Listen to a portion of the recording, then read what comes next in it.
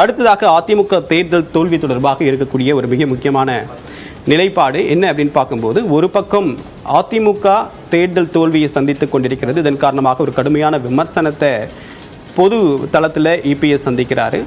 கட்சிக்குள்ளேயே ஒரு சில முணுமுணுப்புகள் இருக்கிறதாகவும் அரசியல் நோக்கர்கள் சொல்றாங்க.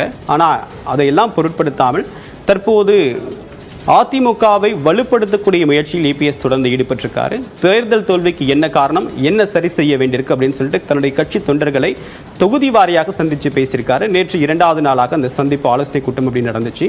இதில் அவருடைய கருத்துக்கள் மனமுட்டு கேட்கப்பட்டிருக்கு. தேர்தல் தோல்விக்கு என்ன காரணம், என்ன செஞ்சிருக்கணும், என்ன செய்யலாம் அப்படின்ற விஷயங்கள் கேட்கப்பட்டிருக்கு. இதில் பிரதானமான 2 விஷயம் சொல்றாங்க.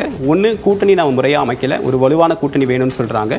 இன்னொன்று, மக்கள் பிரச்சனையை முன்னெடுத்து ஒவ்வொரு மாதமும் போராட்ட காலத்தில் அதிமுக தொண்டர்கள் இறங்கணும், கட்சியை வைப்ரண்டாக வச்சுக்கணும் அப்படின்ற ஆலோசனை சொல்லப்பட்டிருக்கு. ஸோ இந்த 2 விஷயங்கள் ஒரு பார்வையில் இருக்கு.